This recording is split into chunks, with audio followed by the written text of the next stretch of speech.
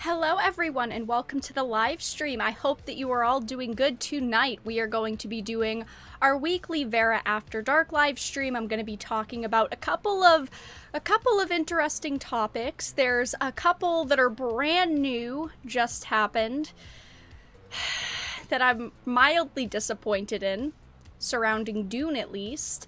And I'm also going to be following up on a couple of topics as well. But welcome everyone. I hope that your night is going well. Hopefully the volume level is good. I am currently using a brand new microphone, and I think that all of the volume levels are quite situated, but who knows? That's how it goes.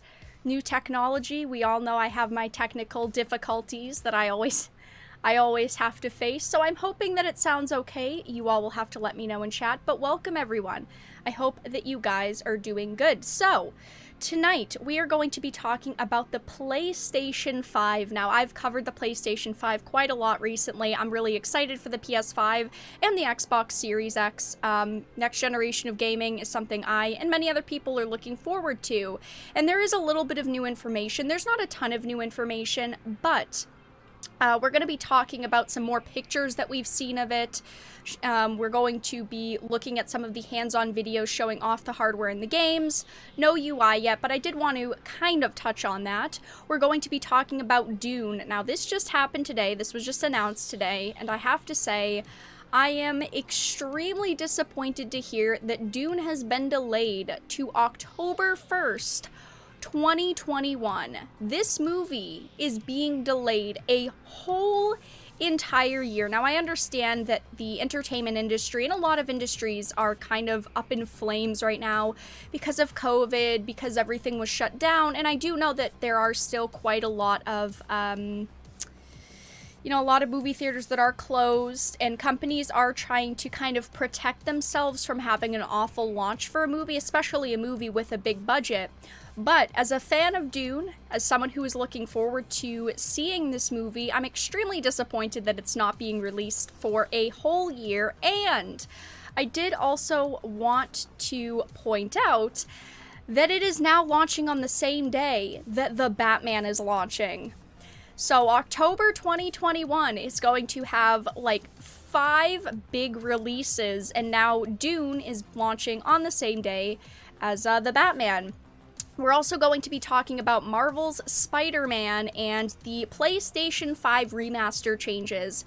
Now, I did recently finish up my playthrough of Marvel's Spider-Man on the PlayStation 4, kind of in preparation for the PlayStation 5. Miles Morales is coming out at launch with the PlayStation 5, and they decided that they are going to be bundling in Spider-Man Remastered if you buy an Ultimate Edition of Spider-Man Miles Morales. But they're not changing a lot to the game. They are graphically updating it a little bit, but they decided to change Peter Parker's face.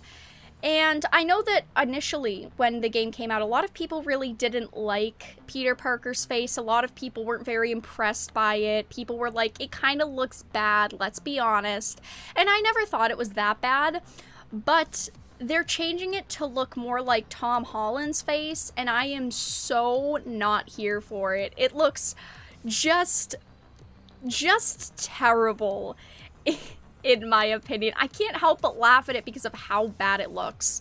And I'm also going to be talking about World of Warcraft. Now, recently I did do a video talking about a World of Warcraft author who is doing a Shadowlands novel, basically putting out, over the past couple of years, she's put out very anti-white, anti-male tweets. You can go and watch that video if you want, but there's a little bit more information as to what her book will entail. Judging from the tweets in question, we kind of already knew that it was going to be a woke book, but apparently Shadowlands will begin to feature a more LGBTQ plus inclusive future for the game. Now, I'm not someone who's against LGBTQ characters being written into stories. I have no problems with that, but my problem is when you're putting so much of an emphasis on it. And in this article, they did an interview with someone, as we're going to read, and that person basically said, we're not trying to put an emphasis on this. These are just characters just being characters, basically, which is so bullshit because they're pushing it. And that's my problem when we see a lot of characters like this, is because the people writing it and the marketing is just pushing it and pushing it and pushing it. It's like, just do it. Just release the product that you want to release. Don't push in our face this agenda behind it. Just release it. And that's it. But those are the topics that we're going to be covering tonight. But before we get into them, hello everyone. I hope that you guys are doing well. Prepared for Dune to be a massive disappointment. So I myself am, yes, prepared for it to be a massive disappointment. But I don't want it to be a massive disappointment. I really want this movie to launch and have it be good. I've always really liked Dune. I have the whole Dune book collection behind me. I'm a fan of Dune.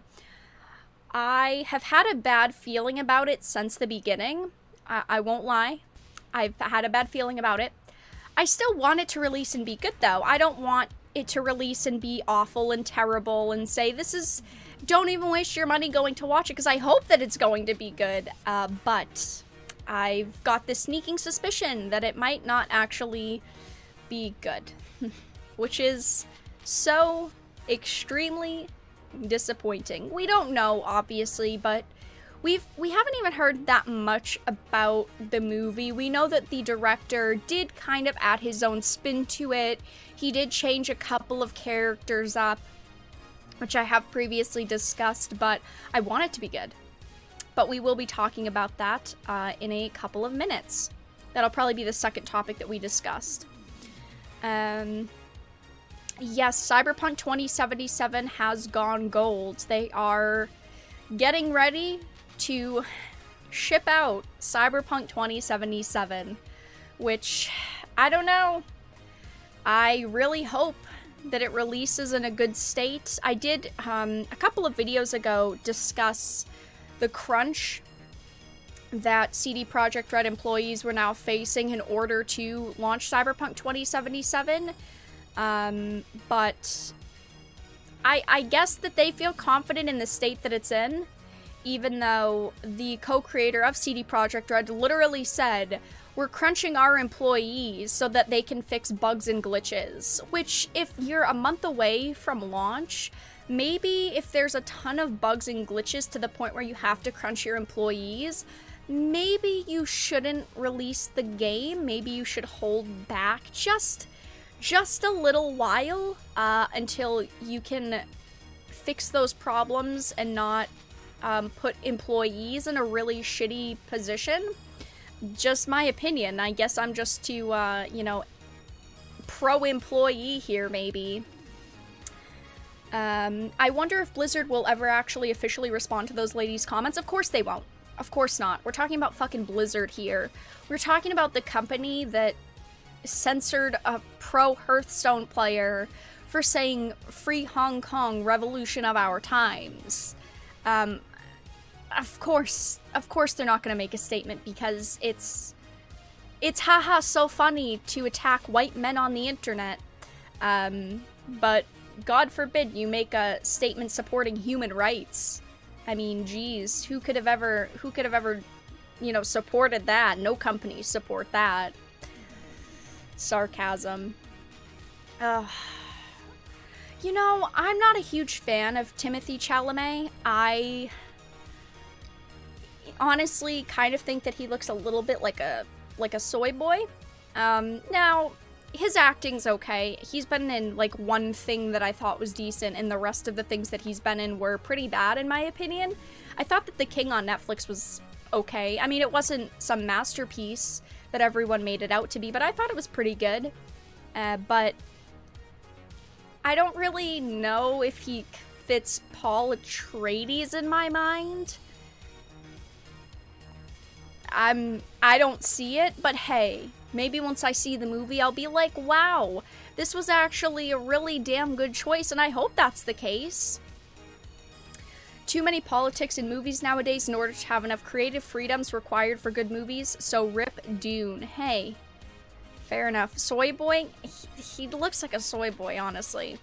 Alright, you guys, we are going to get into the first topic of the night, which is the PlayStation 5. Now, obviously, so many of us are excited for the next generation of gaming. The PlayStation 5 discless, Xbox Series S, Xbox Series X, all of these things are supposed to be releasing in November, and I'm someone who's really excited for it. I have both of my consoles pre-ordered currently, as long as they don't get canceled on me. Let me add a little asterisk just in case, because I don't know, I have a bad feeling about these consoles. But the next generation of gaming is coming up, and if you are a console player, you are probably very excited for all of the little pieces of information that we've been getting about the Xboxes and also the PlayStation 5, which there was a little bit of new information about the PlayStation 5, which I thought that we could just cover really quickly. It's not a lot. It's mainly just pictures kind of showing off hardware and the games, but I still thought it would be great to talk about. I've been covering the consoles pretty heavily during these weekly streams, these weekly Monday night streams, and also in videos occasionally because, again, I'm someone who's excited for the next generation of consoles. So the first PS5 hands-on videos show off hardware and games, but no UI. I know so many people are so excited to see what the UI is going to have to offer for the PlayStation 5.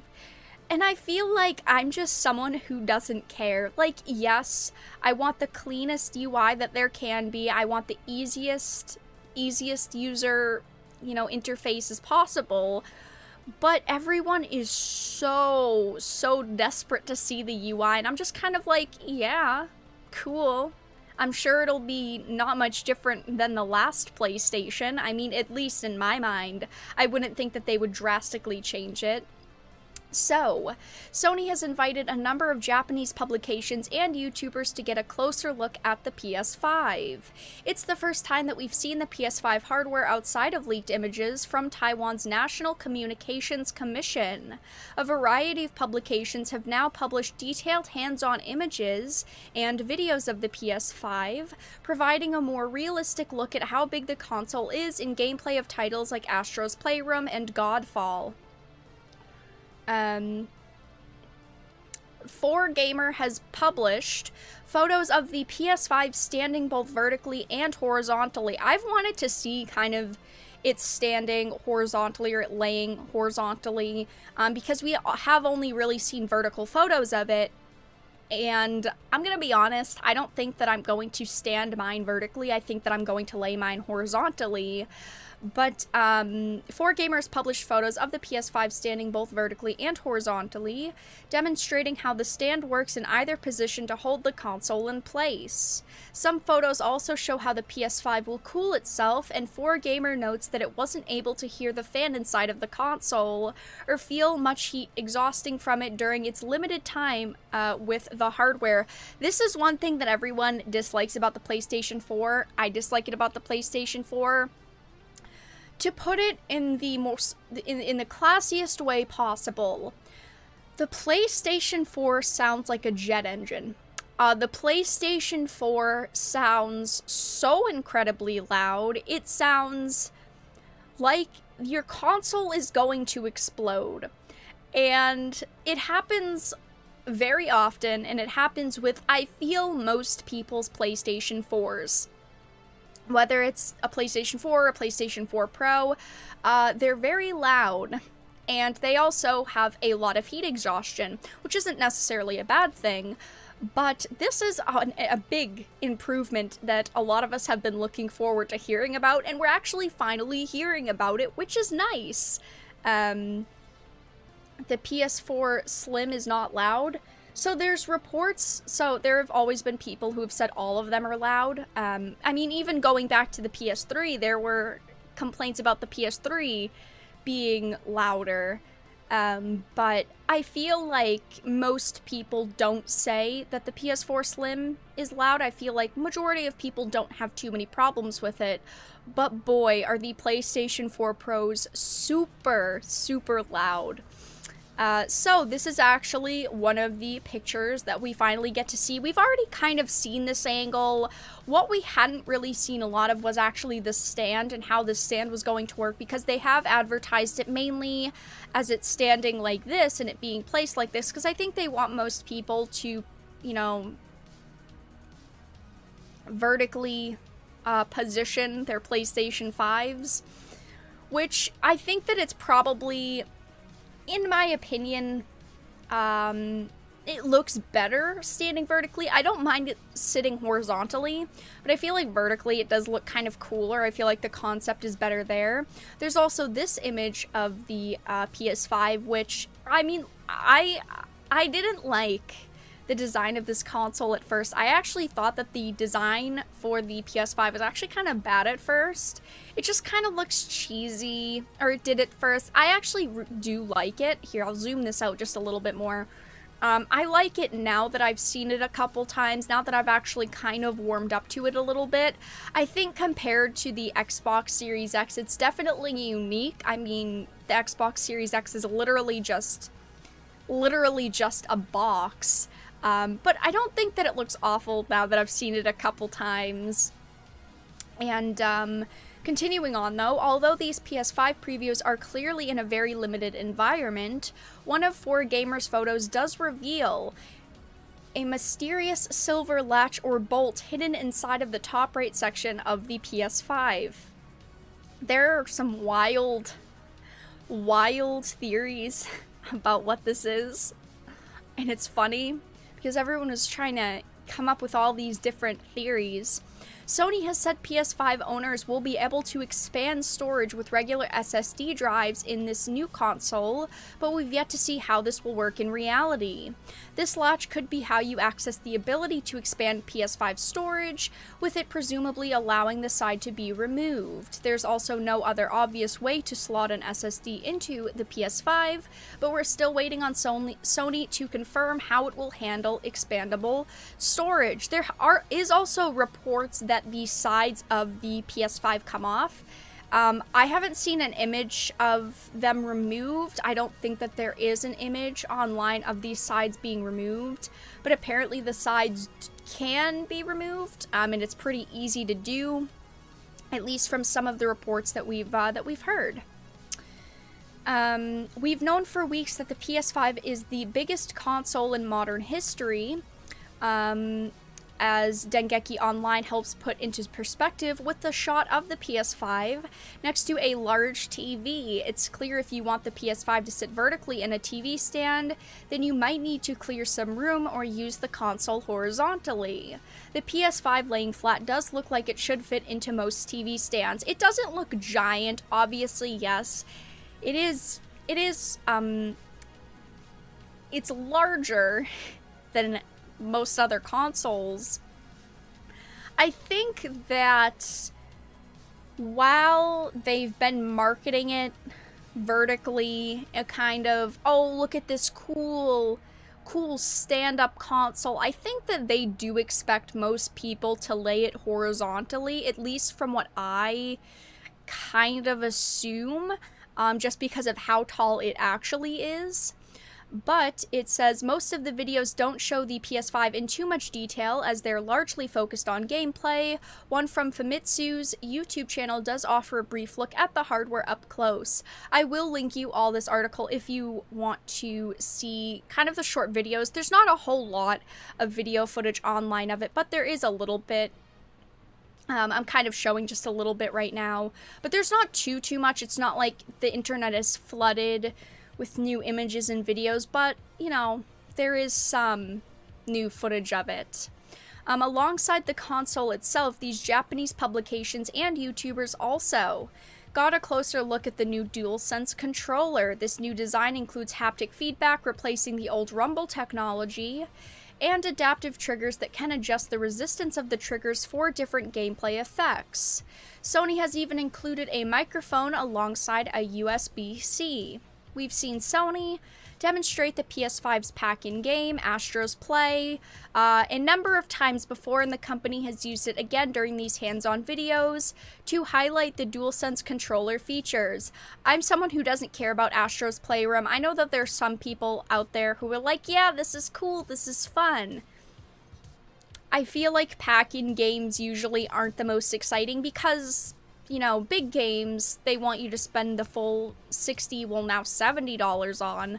I think that it does kind of look interesting. I'm glad that they at least have a pack-in game with it. I mean, they could have cheaped us out of that. But looking at the controller itself, I think that the controller looks really good, actually. I've been someone who has always really liked the PlayStation controllers. While I don't hate the Xbox controllers, I always gravitate more towards PlayStation controllers. I don't know if it's just because this looks cool. It's like the white with the black edges. Maybe it's the LED colors that they're showing us here. I think that it looks really sleek. It looks really cool. I'm a fan of the controller. I've seen a lot of people complain saying, it looks terrible. It looks awful. Well, it doesn't look as amazing as it could. But I don't necessarily think that it looks bad. Bad is a very strong word when it comes to controllers. None of the videos of publications were able to show the PS5 dashboard or UI elements, unfortunately. These remain a mystery. Despite Sony teasing what appeared to be the boot experience or main PS5 dashboard all the way back in June, Sony has also promised a fully redesigned PS5 dashboard with no pixel untouched. I honestly don't know what they're going to do with the dashboard. Like, you would think that they would want to keep it kind of similar to what the PlayStation 4 looks like for the people who are kind of comfortable with that and who are used to that.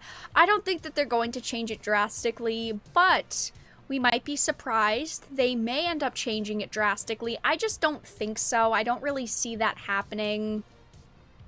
Maybe it's just me, but I don't really expect a huge change. But that's all that we really know that's new about the PlayStation 5. Again, when there is new information on the PS5 and also the Xboxes, I will definitely update you all, and I will definitely keep you all, you know, kind of in the know, because there's a lot of information currently coming out about these consoles, and it's very hard to follow along with, especially if you're not someone who constantly is checking gaming news. There's always small little things that are announced or that are leaked and spoiled, so I will, of course, update you all leading up to the PlayStation 5 and the Series X launch. But if you got your hands on a PlayStation 5, how are you currently feeling about it? I feel like Sony's done a pretty good job with keeping us all excited. While they've made some bigger announcements, they also haven't pushed the big announcements. They have kind of, you know, tempered it a little bit. But I feel like we are roughly a month away from launch. Everyone does want to see the important things to them, like the UI, which we haven't seen yet. But I'm going to assume in the next maybe like 2 weeks we'll actually see it, unless they expect people to just see it on launch day, which would be kind of bizarre. But I also do know that a lot of people are going to be able to start putting up their reviews, people that got PlayStation 5s early and Xbox Series X's early, so hopefully in the next like 2 weeks we'll actually see the UI. If you're worried about the UI, maybe also some hands-on with the games and the hardware. But that's all that I really had to discuss about the PlayStation 5. We will move to the next topic in just a moment. If it ain't broke, don't fix it. Yeah, I mean, I definitely understand that they want to update things. They want to make them look cleaner and smoother and just an easier experience for people.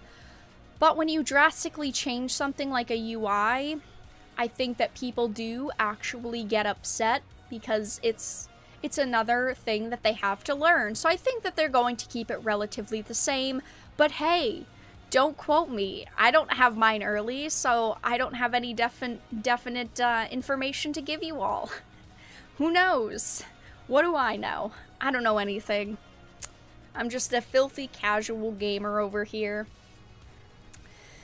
Ugh. PlayStation 5, you guys. I can't believe it's already time for a new console launch. Honestly, I just can't. Nope. Can't.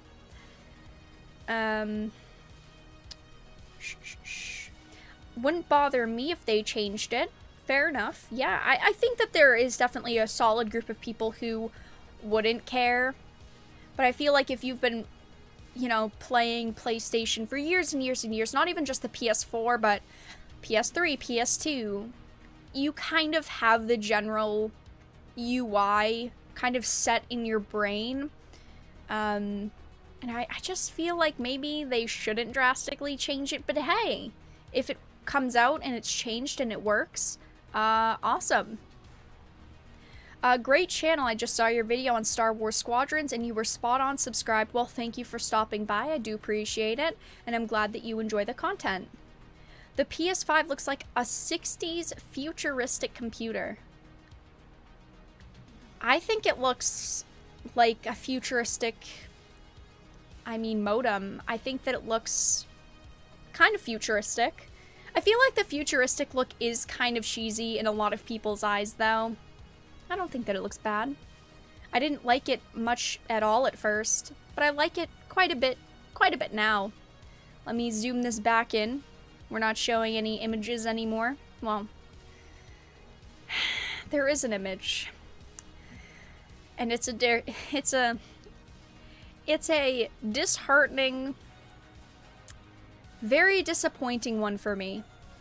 Now, I've talked about Dune quite a few times here on the channel. I am someone who is genuinely excited for the new Dune movie. I've been a fan of Dune for a very long time, so hearing that they were making a new Dune movie had me extremely worried, but it also had me pretty excited.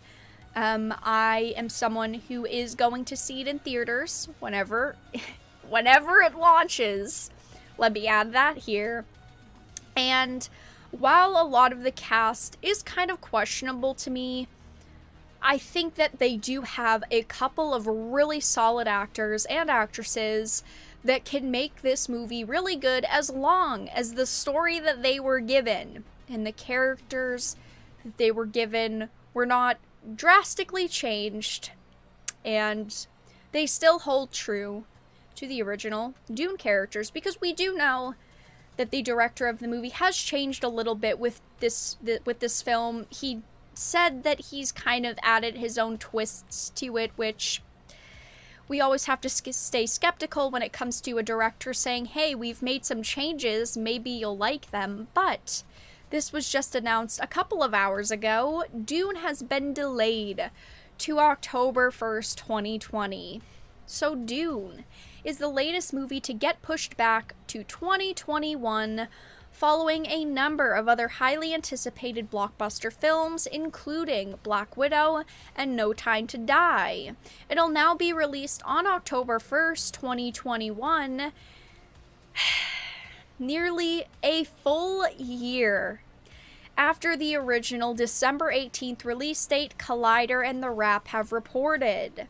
The Dune delay comes after Regal and Cineworld announced that it would be shuttering all of its theaters in the US and the UK following the delay of No Time to Die last week.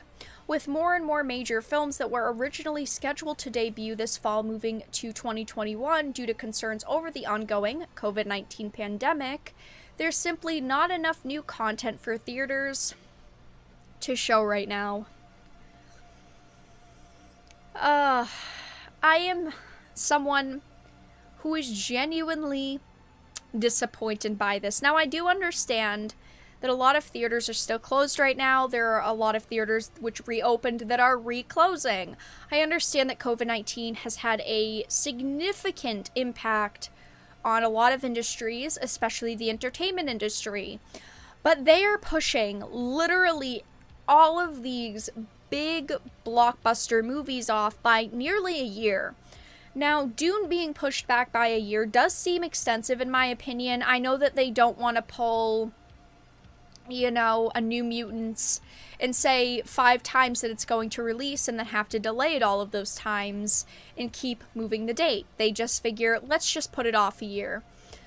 But all of these movies that are being delayed are all going to be coming out around the same time. Let's look at Dune for a moment. Dune was initially supposed to release in December, on December 18th. Now it is releasing October 1st, 2021. And with that said, you know what other movie is supposed to be releasing October 1st, 2021? The Batman. And that is the main reason why I'm disappointed. All of these huge movies are all going to be releasing around the same time. And these are a lot of movies that a lot of us, and myself included, want to be able to support and maybe be able to go see in theaters. And I know that a lot of theaters aren't open right now, so it would kind of cut down the amount of people who could go and see them in theaters and whatnot, but just stop pushing back movies and just release some of them. At the end of the day, I do understand that they're businesses and they're trying to make money. They don't want to lose money, especially for big budget films like The Batman and like Dune.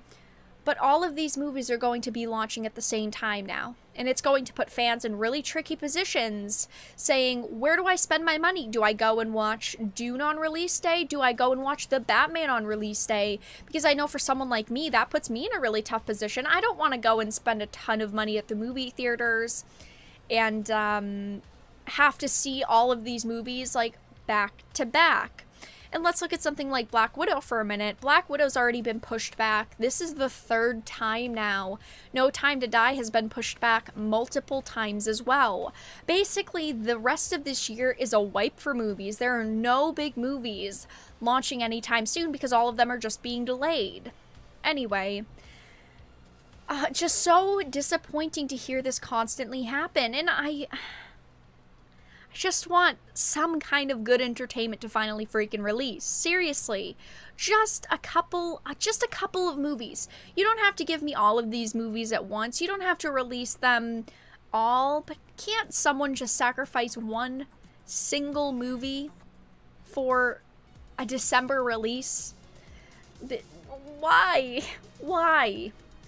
Anyway, continuing on with the article, Dune's changed release date isn't too much of a surprise, as studios are continuously trying to figure out the best time to release their biggest movies. Warner Brothers already delayed another one of its movies, Wonder Woman 1984, from October to December 25th. Industry insiders assumed that Wonder Woman 1984 moving to December, the same month that Dune was originally scheduled to be released, Denis Villeneuve's adaptation would likely be punted to 2021. That's also something that we have to take into consideration, is with all of these movies moving around, a lot of companies are afraid to have these big launches up against each other because they know with COVID going on, the decline in viewers going to places like theaters, they only really want one big movie out at a time. And maybe they thought that 84 would go way smoother than something like Dune would, so they changed it. But putting it off a year seems just so extensive to me. That October 1st date is still a bit confusing, though, given that Warner Brothers has already delayed a major 2020 film to that date. The Batman is already slated for the same day, meaning it's likely that one of the two Warner Brothers blockbusters will be shifting again. Yeah, that is another problem, is they're both Warner Brothers. One of them's going to be pushed back. I'm gonna say I think that they'll kind of push Dune around, because I do truly believe that they think that they're going to make more money from the Batman. I just think it's to a lot of more people, a movie that they want to see. And yes, Dune is great, but I think that they can market the Batman a hell of a lot more than Dune. So Dune will unfortunately become the movie that gets moved around and shifted for all of these major releases. Warner Brothers is giving itself some wiggle room, though. When the studio premiered the first Dune trailer in September, the film's release date was specifically left out. I think that they had a feeling that they were going to have to delay it, that they were going to be moving it around. They knew if we give them a date now and we move it around, they'll be even more pissed. So let's just kind of not give fans the date, keep it a little bit of a secret, and then that kind of covers our asses in case we do want to change the release date, which is ultimately what they did. Yikes. Honestly, I again understand why they're moving all these release dates, but nothing is coming out. It seems like Warner Brothers learned from its experience with Tenet, which was delayed a few times, leading to market kerfuffles. Keeping dates out of trailers isn't the only thing Warner Brothers learned from Tenet. The studio released the film internationally on August 26th before bringing it to the US and China on September 3rd. The film was only able to play in select cities and was kept out of key markets like LA and New York City. Tenet has only generated $36.1 million stateside, but the film has seen much bigger success internationally, racking up more than $203 million. While this doesn't make the film profitable for Warner Brothers, it may be enough incentive to keep Wonder Woman 1984 in the December 25th spot, while moving Dune to a period when more people may be able to get to the movie theaters. I have lost a lot of my excitement for Wonder Woman 1984, unfortunately. I did discuss it in a video.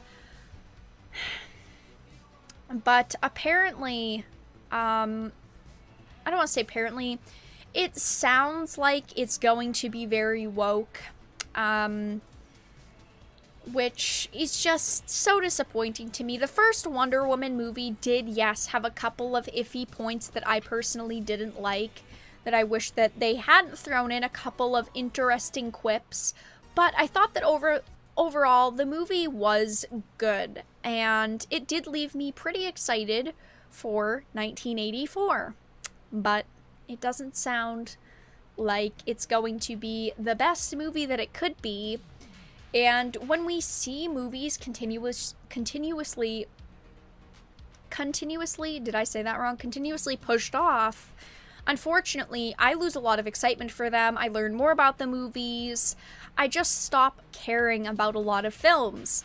And while, yes, something like The Batman is exciting, something like Dune is exciting, there are a lot of movies that are gonna kind of be left in the dust that maybe a year ago I wanted to see, and maybe in a year I won't want to see anymore. It's just kind of how it goes when they keep wanting to keep you excited, so they give you another new trailer or another new teaser, and then eventually you've seen so much of the main plot, you just don't care anymore.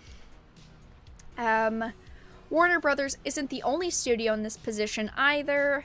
Disney has delayed many of its big films, including Black Widow. Scarlett Johansson's standalone Marvel movie will now open on May 7th, 2021, instead of the November 6th, 2020 release date that it had. This makes 2020 the first year without a Marvel Cinematic Universe film since 2009. This makes, as part of the delay, other Marvel titles like Shang-Chi and The Legend of the Ten Rings and The Eternals are also delayed. While, yes, on one hand, I feel bad for these companies having to move around all of these movies, on the other hand, I don't care. Like, so many of these movies are unfortunately going to come out and be woke and be bad. We know how Hollywood is now. So I want these movies to release, like the good movies, but at the same time, there's a lot of worries about movies like Dune. A lot of people are very worried that Dune is going to be just another woke, shitty film. And we won't know until it comes out, but we've seen with Wonder Woman 1984, it was a movie that a lot of us were excited for, and unfortunately, it kind of went woke. Dune, we don't know for sure, but there are rumors that it is going woke as well, especially with some of these statements made by the key cast. They've made some pretty questionable statements about Dune, and Denis Villeneuve also said that he made females more empowered in the movie, and blah, blah, blah. We know how that goes. So ultimately, yes, This was announced today. Dune has been delayed by a full year. It is going to be releasing on the same day as the Batman, and I'm sure that it is going to be changed around. I don't think that Dune will release on the same day as the Batman.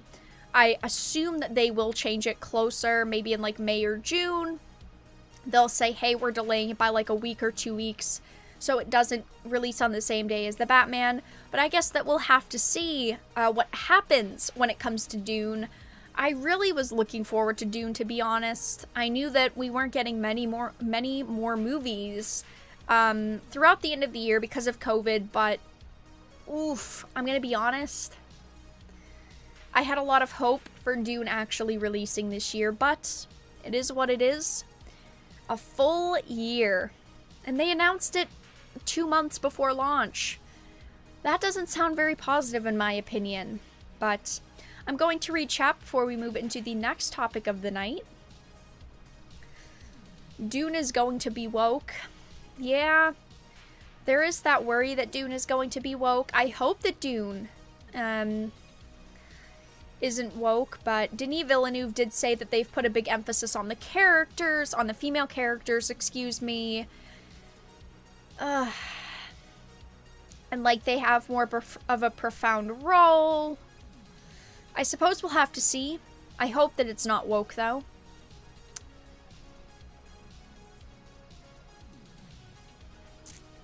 I've never heard of Dune before the trailer dropped. I'm a huge fan of Dune. I have the whole Dune book set behind me. I mean, Dune is good. It's got a very tight-knit community of people that love it. And it also has a large audience of people who dislike it. I want Dune. Apparently Dune 2021 now to be a good movie. I have a lot of hope for it. I'm not saying it's going to be bad. Just keep an eye on it, especially when it comes to new trailers and more information about it. I, of course, will keep you all updated if there's any new story points that are leaked, or if we see any leaked footage, or if we hear just anything more about it in general. Of course, I will let you all know. Also, why did we have to get a Disney Plus ad? Why? I don't care about Disney Plus. Don't give me a Disney Plus ad. Anyway. Who doesn't love it? There is no escape from the toxic woke cloud. Unfortunately, there isn't. All we can do is stay positive, hope that things release in a good state, that they release not too woke, and they just make better things. Unfortunately, a lot of movies coming out of Hollywood are woke. It's very toxic, very negative, very unfortunate, but all we can do is really hope that something like Dune will be good. We can hope that the Batman will be good. We can hope that No Time to Die will be good. I mean, I'm sure most of them won't be good, but we can hope.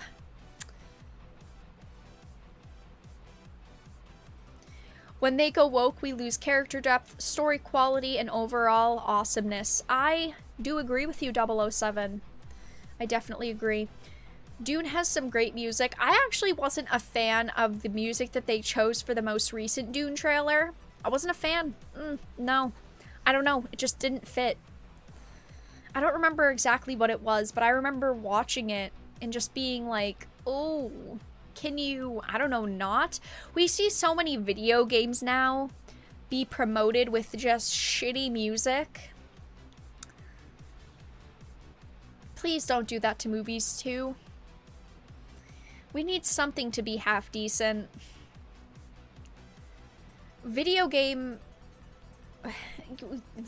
ads that are promoted with that music, I instantly second guess myself. Like, do I really want to purchase this game? Do I really care enough about this game with this terrible, terrible music that they've used to promote it? Go woke, go broke. Exactly.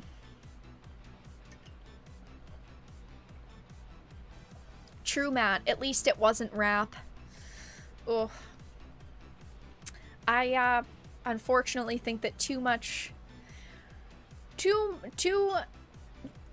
how can I put this? Too many products are promoted with rap, and I'm not completely against rap, don't get me wrong, but the most random shit has rap behind it now, and it's like, this doesn't work in any way possible.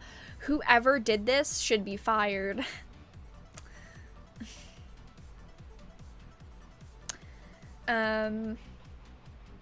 There's hope for Dune, but there's no hope for Bond. I feel like there's a little bit of hope for Bond, but I feel like there is more hope for Dune. I hope Dune is good. Vera is so expressive. Oh. I'm sorry. Let me just be a brick.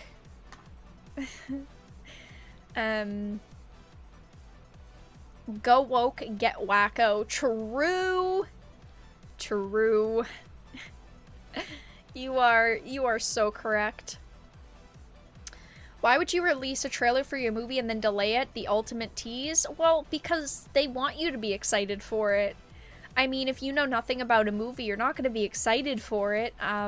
Also, they did release the trailer like 2 months ago, so I feel like maybe they weren't sure if they were going to delay it or not. Maybe they thought that they were still going to launch it. Maybe they still had that hope that it was going to release. I mean, you would think that they would have known by then. Maybe they did. Maybe they just were trying to throw us all off the scent and be like, oh yeah, sure, it's totally gonna release, guys. Don't worry about it, when in reality, they of course weren't going to release it, but who knows?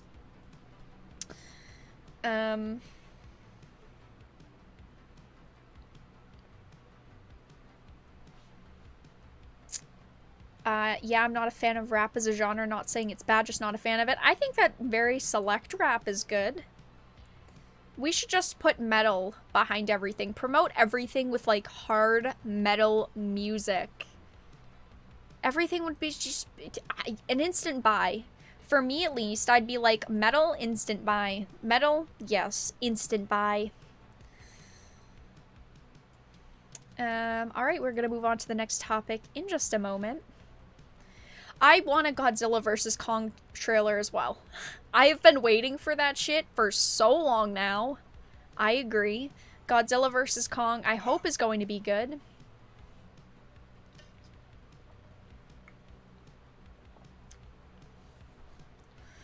The problem with so many of these movies where they try to go woke is this. Dune, Star Wars, etc. already had women who were solid and empowered. Exactly.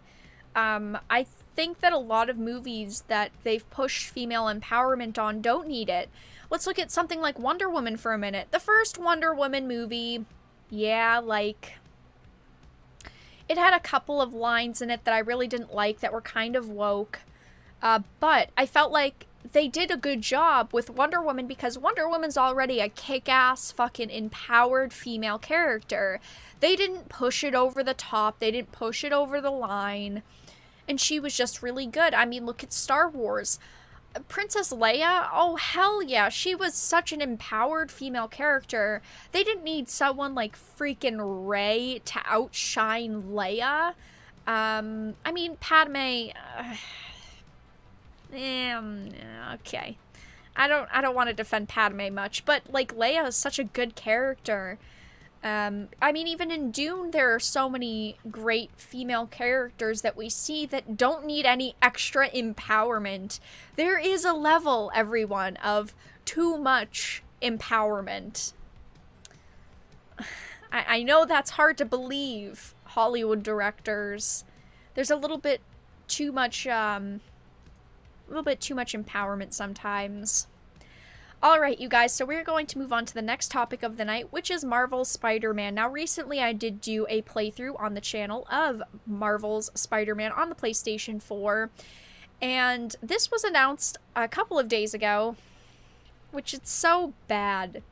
Marvel's Spider-Man Remastered for PS5 will change Peter's face. Now, first of all, why do we need a remaster for a game that came out almost 3 years ago? We don't need a remaster, but they decided that they're going to change a couple of things in the game. Now, I think that there definitely were aspects of the game that could be polished up going on to the PlayStation 5. Some graphical changes that could be made. Definitely. I'm not against them kind of updating things and upgrading things. But why? Are you going to change the main character's face? Who? Who told you this was a good idea? Who? Because it looks terrible.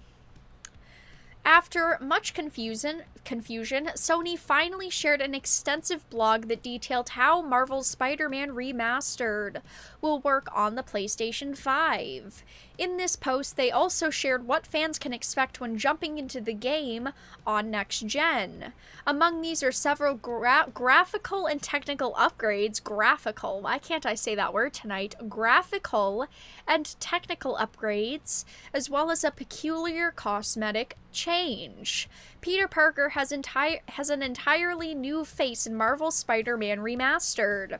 When highlighting all of the new changes to Spider-Man Remastered, Sony stated that they had recast the face for Peter Parker. Instead of John Bubniak, I'm sorry, I don't know how to say his last name, who did the motion capture for the original game, Insomniac has chosen Ben Jordan to play the character in the remaster. Why? The company shared their reasoning for the change in the blog post. We loved working with John on the original game, however, to get a much better match to Peter Parker / Spider-Man actor Yuri Lowenthal's face capture, we have to cast Ben Jordan to be the face model for Peter Parker on the PS5 console. He looks incredible in-game, and Yuri's moving performances take on a new life. I also think here that it's due to marketing. They don't say that it's, due to marketing at all. They don't really go into that. But obviously, the new Spider-Man face does have a very big look to it. And I don't think that I need to explain to you all who he looks like now. But obviously, he looks more like Tom Holland. And I think that that's big for marketing for them, because if you're showing people like a Tom Holland Spider-Man, it's going to draw more eyes and more attention to it. But as evidence in the quote, Yuri will still be the voice used for Peter Parker in Marvel's Spider-Man Remastered. Insomniac and Sony were surely met with unexpected controversy upon this announcement, as many fans are up in arms over the change. Though the new face does look a lot better from a graphics perspective, one has to wonder why they didn't just bring in Bubniak again to do more motion capture. I'm gonna be honest, I don't think that looks like much of a graphical upgrade. I understand the general look that they were going for. I know that they wanted to make him look more like Tom Holland. I prefer the older Peter Parker's face much, much, much better. This new face looks a bit younger. A bit younger? No, a lot younger. Reminding many of Tom Holland, who currently plays the role in the live-action films. This is an even stronger move when you consider that Peter Parker we get in Marvel's Spider-Man is meant to be a matured, seasoned superhero. The new look makes him seem no older than his protege, Miles Morales. I agree. I think that the old Peter Parker was fine. I think that the way he looked was great, actually. Yeah, at first I wasn't a big fan, I'll be honest. I was a little bit skeptical. Wasn't the biggest fan, but compared to what they've turned him into now, the old Peter Parker looks 10 times better.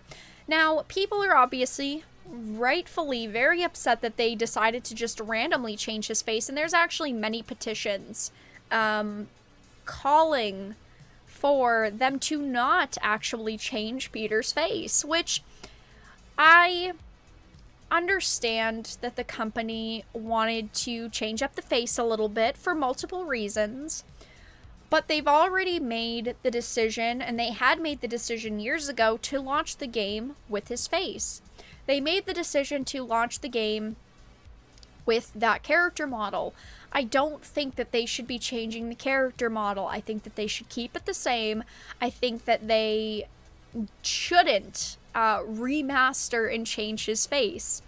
Here's one of the petitions. I had a couple other links to them, but for some reason, like, it wouldn't let me go back to them. But here's one of them. Spider-Man PS4 is one of the best PlayStation games out there and is one of the best looking superhero games for this current generation. We have gotten used to the face of Peter Parker presented to us in the first game, but the remastered version now has a new face model that makes fans of the first game disassociated with the character they grew to love and does not accurately represent an adult Peter Parker. I agree. I think that that's my biggest problem. Here's the fact that he looks way too young now. Yes, he looks more like Tom Holland, but he doesn't look like the type of character he's supposed to be. Insomniac, you really had a perfect Spider-Man. Why are you trying to taint that for your fans? Give us what we want. You've been doing so good up until now. I agree that it doesn't look good. I think that this character model looks like shit. He looks too young, and he's supposed to be a very mature, very seasoned superhero. He's not supposed to be like 17, 18, 19, and now he looks like he's 17, 18, 19, and he's supposed to be like mid to late 20s. He's already been Spider-Man for quite a while now, and I feel like he does look too close in age to Miles. And yes, the game is going to be more about Miles, because it's literally called Spider-Man Miles Morales, but you've already committed to a face, you've already committed to a character model. Don't go and change your character model just because of marketability. For me, I don't want to replay the remastered. I'd rather play the version I have, not have to deal with his face being changed, because I've already grown attached to this character and the way that Peter looks. But that's all that I really had to discuss. There's not really much more information to discuss when it comes to these changes, but they are changing Peter's face in the remaster for the PlayStation 5 version of Marvel's Spider-Man.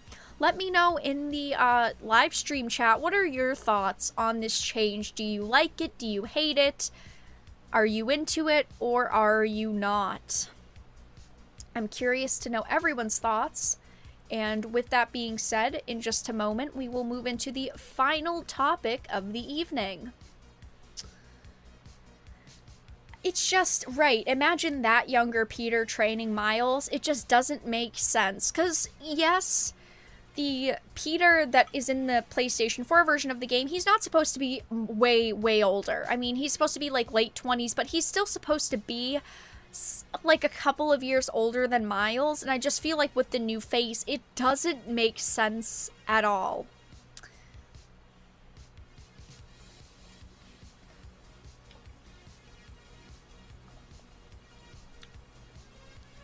He looks malformed. Ooh. Wow. I mean, honestly, kind of. It just looks bad. I'm just really not a fan of it. He looks like a high school freshman. Well, exactly. I mean, Tom Holland pulls that look off very well, but he's supposed to be playing a younger, less mature version of Peter Parker. He's not supposed to be playing a seasoned superhero, like this Peter Parker is. Now he just looks younger, way younger.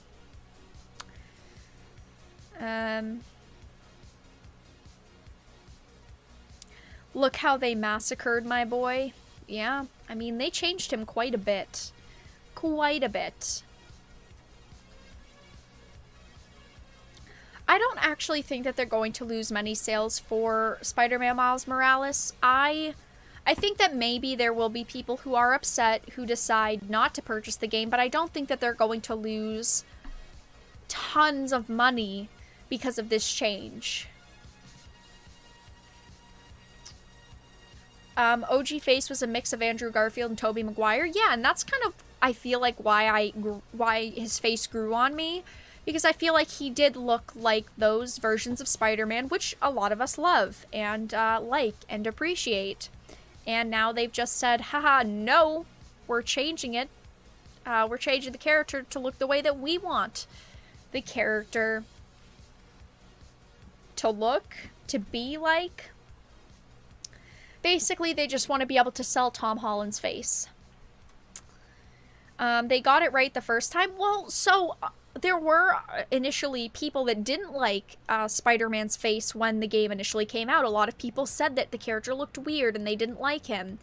So they're kind of trying to rectify that by saying, all right, we're basically re-releasing the game. We're gonna change how it looks, but now it looks even worse than it did.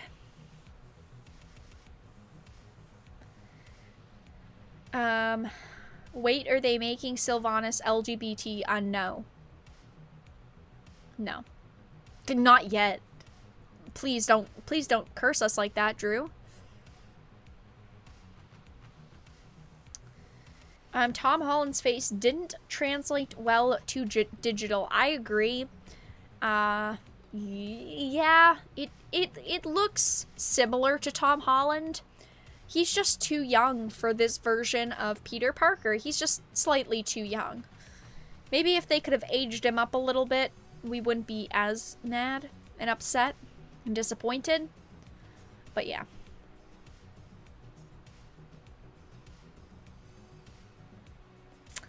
Ooh, the World of Warcraft jokes have started in chat. Many that I'm not going to repeat. Yeah, I kind of disagree, Bamzilla. I don't think that they're going to lose much money from this. I think that there will be a very small group of people who decide to boycott the game because of the Spider-Man face change, but I don't think that they're going to lose a big amount of customers because of it.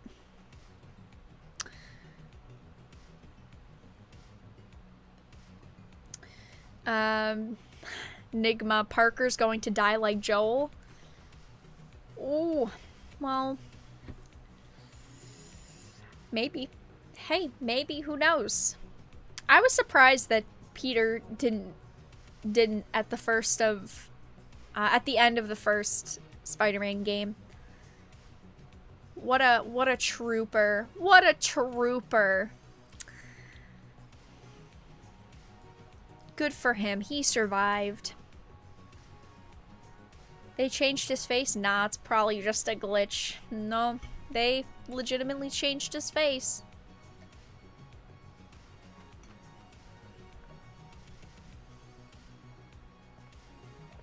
People are gonna get it for Miles Morales and not for the remaster? Right.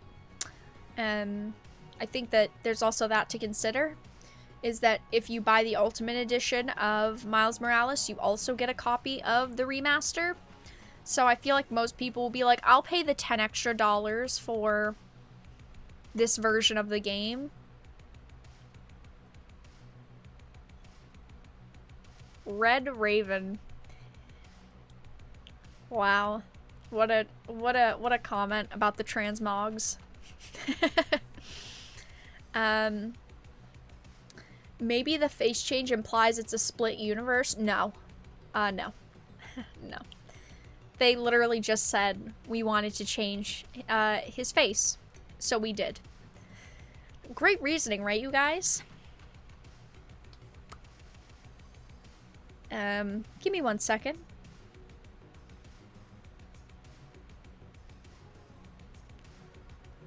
Oh. The World of Warcraft jokes are intense. So, where do I start with this? Oh, where do I start with this? Chat, you guys are too funny. Isn't the new face cuter though? No, not at all. No. So, recently in a video, I talked about how a Shadowlands novel writer decided, how do I put this? Now, let's not get ahead of ourselves. recently I talked about how the Shadowlands novel writer had made quite a lot of anti-male, anti-white comments on social media, and it's been happening over the past couple of years. This woman, Madeline Rue, her name is the novelist for the newest Shadowlands book, which is coming out for World of Warcraft. And over the past couple of years, she's tweeted some pretty anti-white, anti-male things. Like, hey, all you fucking white men, get your shit together type of comments. If you want to go and watch that, the video is up on the channel, of course.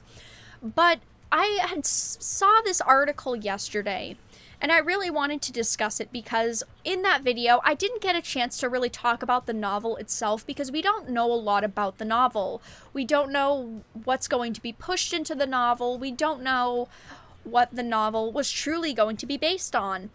But it is mentioned in this article, and the title of the article is World of Warcraft Shadowlands will begin a more LGBTQ plus inclusive future for the game. Now, I'm someone who is for diversity, I'm for inclusivity.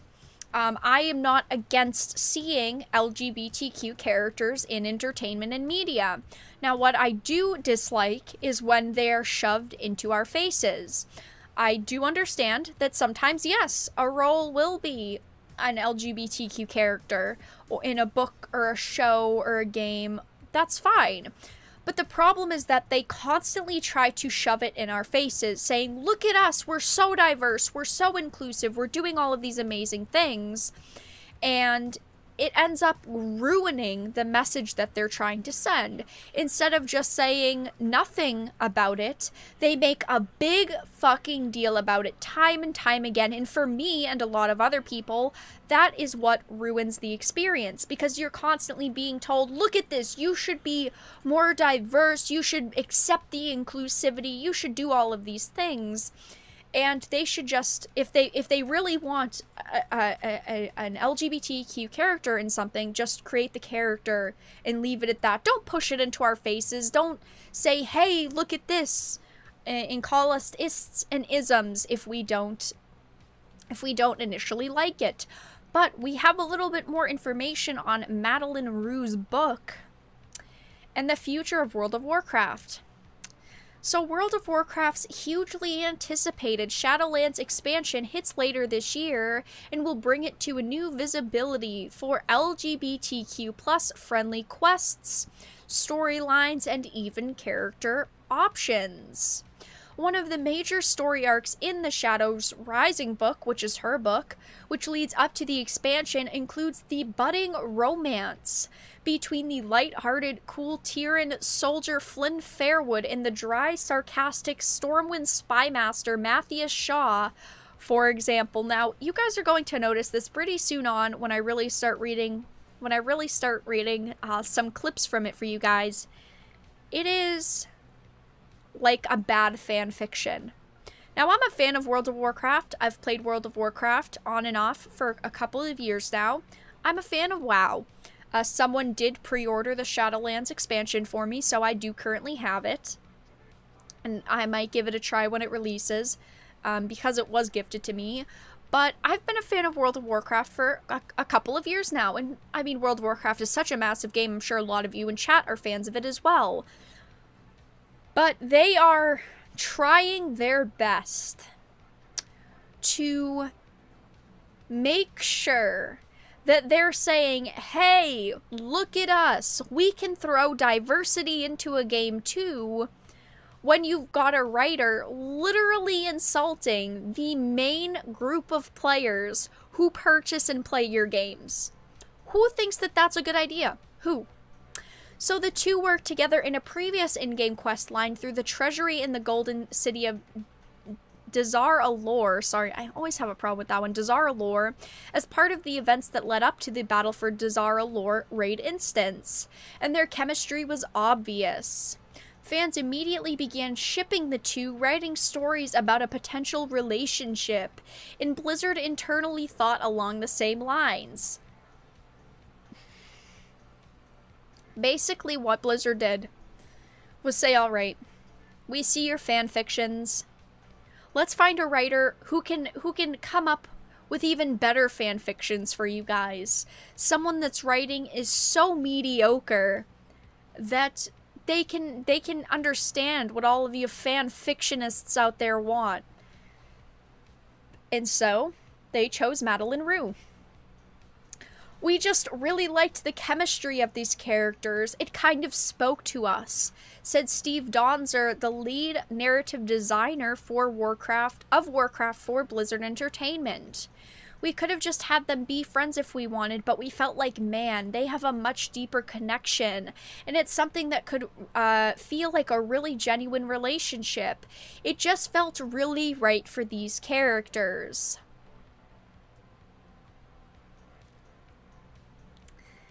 Why do you have to do an interview pointing out, look at us, we can do diversity too? Are you guys so desperate for those woke audiences on Twitter to purchase your products? Because that's what it sounds like, that they're so desperate that they're like, hey, look at us, we're diverse too, we can do diversity too. Why do you have to do interviews saying, we're going to do it because we felt like it was such a good idea because of X, Y, and Z? Just do it. Listen to me. Just do it. Don't give us an explanation. Just give us a good product with good characters, with good stories, and that's fine. You shouldn't feel like you have to explain yourselves.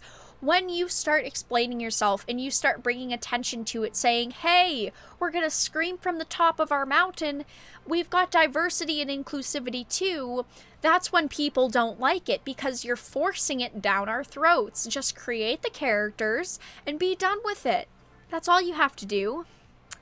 Developers mentioned the pair to Madeleine Roux, the New York Times best-selling author of the book, who also promotes anti-white, anti-male rhetoric on Twitter.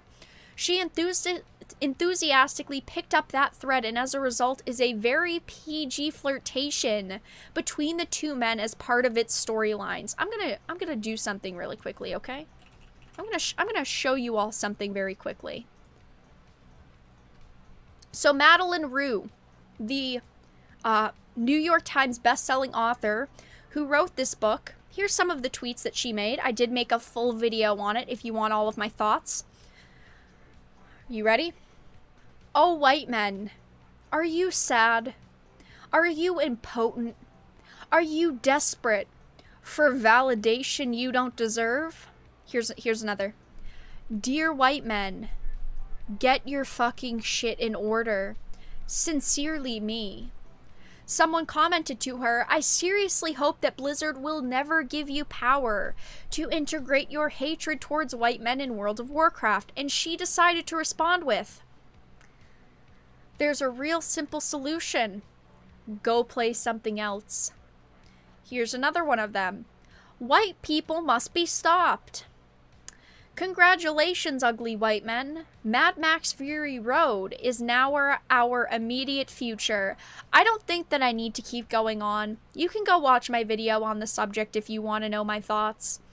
But this is the New York Times best-selling author that's literally only ever written like a couple of books that weren't extremely popular from what I saw from user reviews, that had very mediocre user reviews, may I add, that Blizzard thinks can sell them product.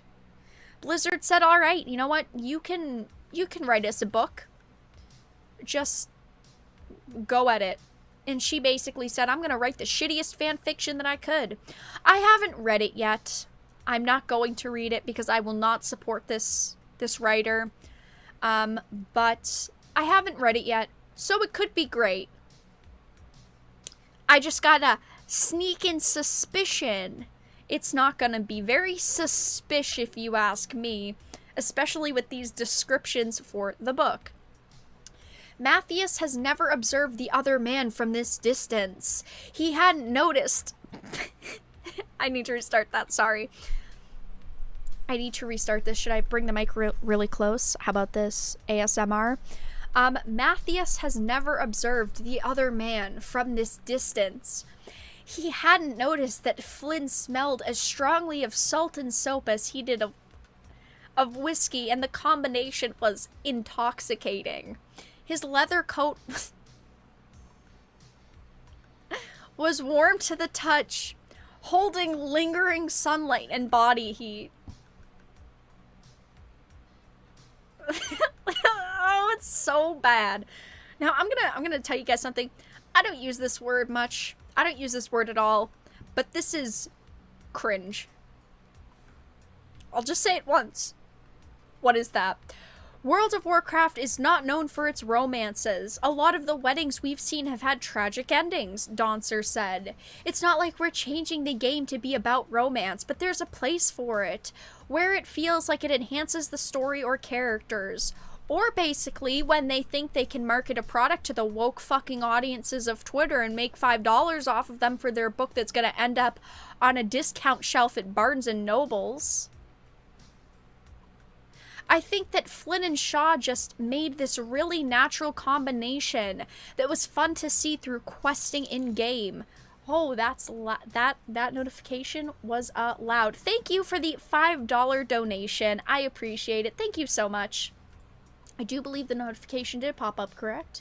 I'm not crazy. It did. Thank you for the donation. I appreciate it.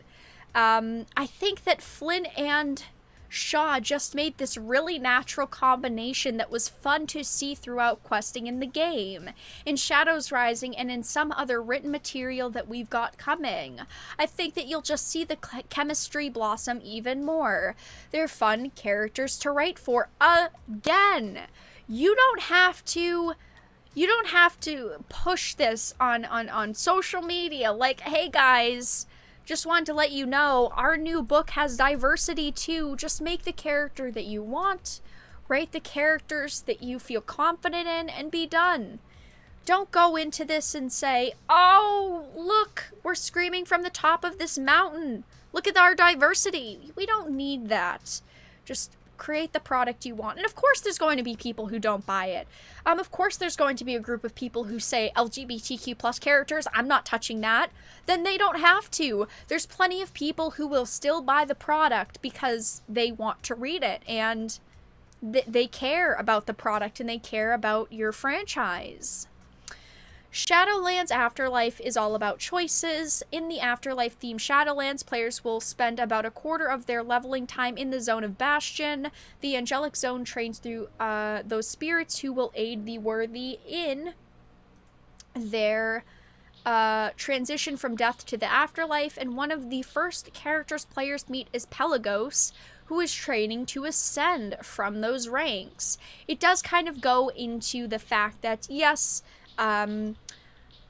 this character says, I had a female form in life, and I don't recall my former name or even my race, but I never felt like my physical form represented who I was inside. It never felt as clear to me as it does now. I struggled that identity for my entire life, but when I arrived in Bastion, I became an aspirant that looked, well, like this, and had a male form. I felt comfortable and excited, like who I was inside matched what others saw for the first time. All of those feelings in my life finally made sense. And of course, the barber shop in World of Warcraft is also getting a ton of options. Character creation options multiply. In an in-game change, players in Shadowlands can also now change the gender of their character in any barber shop for gold. Previously, that was a paid service. It's part of a huge number of options that broaden out character creation and customization to be more reflective of the real world, including a previously unavailable variety of skin tones, eye shapes, tattoos, and jewelry. I'm someone who's all for more character customization, especially when, you know, they're not putting them behind paywalls. They are saying you can get them for the in-game currency. You don't have to buy the currency with real money, which I support. And I also wanted to read the last section, which says it's not a huge part of the storyline. It's just something that they are. There are other examples of LGBTQ plus friendly storylines in Shadowlands, and that trend is likely to continue in Warcraft. Ardenweald, the new zone, has a quest line where you're trying to figure out some of the aspects of Tehran's transformation. when she took out the Night Warrior power, and what that power is doing to her, what it means, and what potential cost it is, Donzer said. You encounter a couple where one of them was a Night Warrior on a different world in a mortal plane. You discover they are a same-sex couple. It's not a huge part of the storyline. It's just something that they are, and I think that it's fine to add these characters into games. Do I think that they should be shoved in at every corner possible? Maybe not. But I'm for diversity, I'm for inclusivity, I'm for seeing LGBTQ characters in games and in books. I think that it's okay, but a huge problem here is the fact that they're pushing it and pushing it and pushing it. Here they're saying it's not a huge part of the storyline, it's just something that they are, yet why do you have to point out that they're there? Why can't you just let the game launch and just let the book launch? Maybe promote it once, but not go into, oh, we're trying our best to be more diverse and more inclusive, which they are doing now. But that's all that I really had to discuss when it came to World of Warcraft and Shadowlands. Also, Shadowlands was delayed until the end of the year. It was supposed to release on October 26th, but it is no longer releasing on October 26th. It is releasing probably in December, I'd assume, maybe the end of November. We don't have an official date yet. But that's all that I really had to discuss with Shadowlands. So World of Warcraft Shadowlands will begin a more LGBTQ plus inclusive future. For the game, we talked about Marvel Spider-Man and the awful face change that they are making to Peter Parker. We discussed Dune being delayed to October 1st, 2021, and the first PlayStation 5 hands-on video showing off hardware and games but no UI. I am going to go to the Q&A portion of the live stream, so if you guys have any questions or comments that you would like to make, please feel free to put them into chat now, and I will do my best to read a couple of them before we end the stream. New quest available, train to be a Marxist elf. I mean, coming soon? TM? Possibly, maybe. Yikes. Yikes. What about Star Trek? Yes, I did see the new Monster Hunter movie trailer, and it looks really, really bad. I'm not gonna preemptively judge it too much. It was a single 30-second trailer. I do think that it might be, how do I want to say this? It might be, acceptable. It might be tolerable. But as of right now, I'm not very impressed with how it looked, that's for sure. They put guns in Monster Hunter. Yes, yes.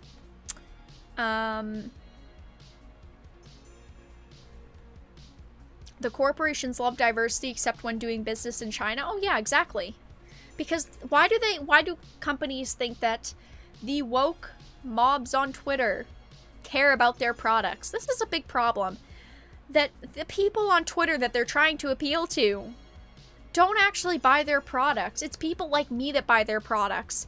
Yeah, I'm not the biggest World of Warcraft fan ever. I have plenty of World of Warcraft books. I have plenty of Magic the Gathering books. If I like a game enough, or I like a universe enough, or a franchise enough, I do my best to support, you know, artists and writers. I do my best to purchase books that come out and, you know, art that comes out. Sometimes there'll be special prints or special products. But when you have stuff like this going on, and you have a writer who is making anti-white, anti-male comments on social media, that's it. I'm not going to purchase that product, and you're going to lose respect from me. As a consumer who, yes, obviously you guys see, I spend a ton of money on franchises and games that I believe in. I'm happy to support good companies creating good products. But they don't care about my money. They only care about the money of woke Twitter mobs, apparently.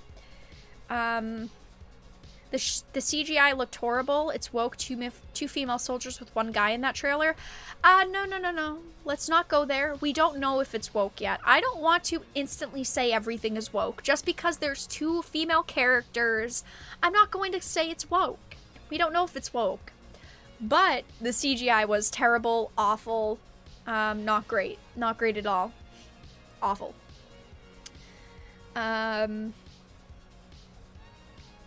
Companies cater way too much to losers on Twitter. Oh, exactly. It's unfortunate. But they don't care. Therapist. Ugly Peter Parker isn't real. You're not my real dad. It's so sad what they've done. My poor boy, how they've butchered you. Why would they do this? Why would they do this? It won't be woke, it just won't be good. See? See, that's the difference. It might not be woke, but it just won't be good. Yeah, it possibly could be. I don't instantly view, though, a main female character equally meaning woke. So, okay, guys, when I get hired one day, inevitably, as Jean Grey, you're gonna say my movie's woke?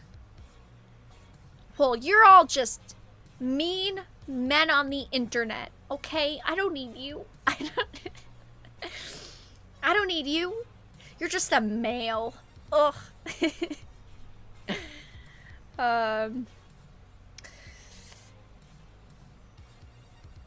Though I like the female actor who played in the Resident Evil movies. What's her name? What's her... I always forget her name. Oh my gosh. It's Mila, right? That's her name, right? Oh no. I just realized something. I decided to look up... I decided to look up the movie. Production company is Tencent. Yeah, Mila Jovovich. Okay, that's her name. I always forget her last name. Tencent Pictures. Great. Movie's gonna be popular. It's gonna be the best movie we've seen. Yes, totally. 100%. Yeah, Mila Jovovich. I always forget her name for some reason. And she's in so many different things that I've actually enjoyed. I am the worst 43-year-old white male. See? It's you. It's you. You would be a much better Jean Grey than Sophie Turner. I think that Sophie Turner's a pretty good actress. I just unfortunately think that she, in X-Men got kind of dealt a bad hand script-wise. Tencent rules the world, yes. Wait, have you talked about the YouTube Twitter backlash? The tweet that they put out, I haven't talked about it in a video or anything. I haven't talked about it in a video or anything now. Seriously, everyone check out, or don't, check out the Netflix Woke movie Vampires versus the Bronx. Oh yeah, don't waste your time.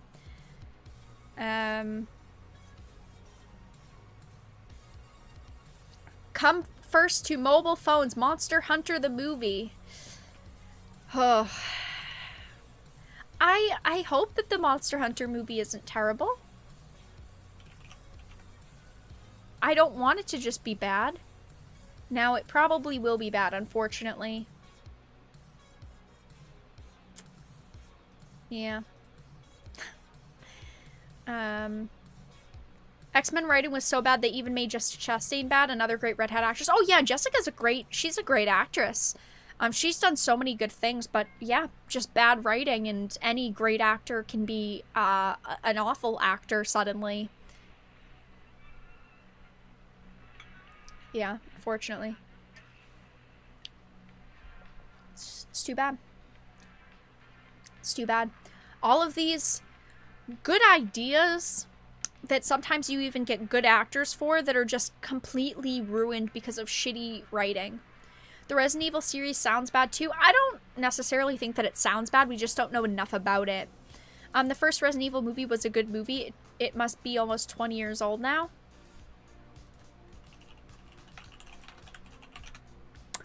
Yeah, 2002.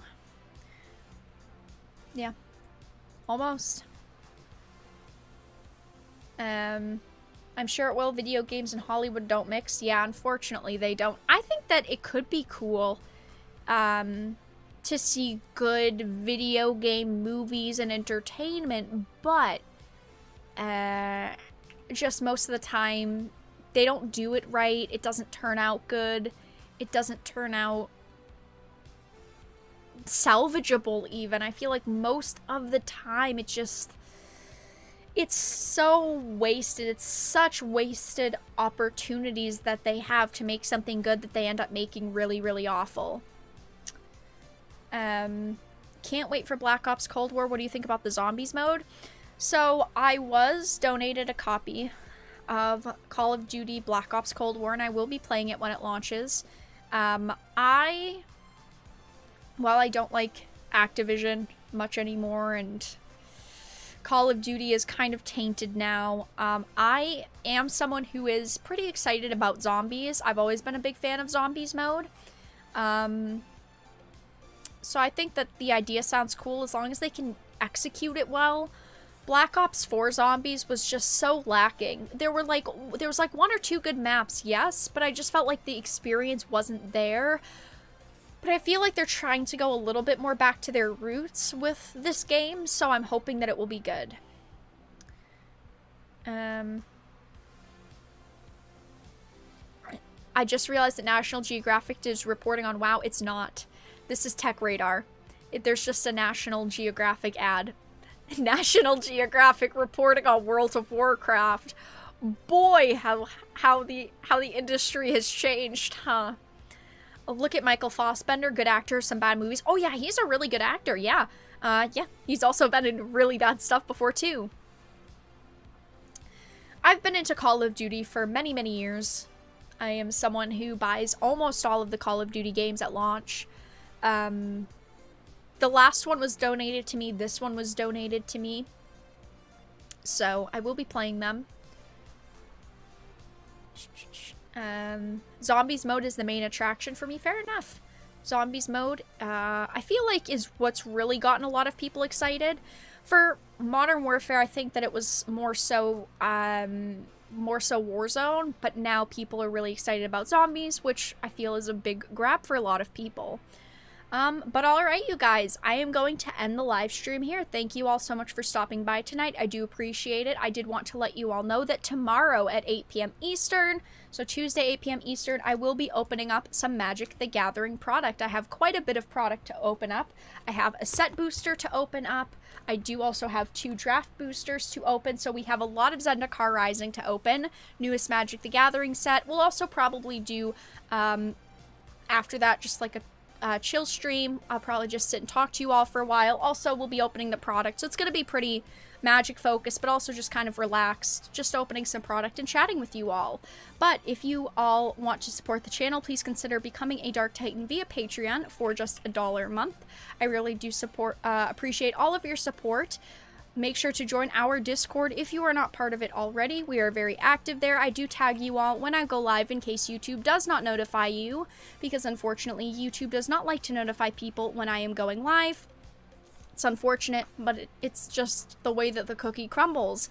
Also, make sure to follow me on social media like Twitter and Parler if you do not already, because I do let you all know there when I am streaming, when I post a video, and also you get some of my other thoughts on some other situations that maybe I don't get a chance to talk about. And I do also let you guys know, hey, this is a topic I'm going to be covering during a stream, and I also do polls there occasionally. But thank you all so much for stopping by. Thank you all so much for stopping by, and have a fantastic night, everyone.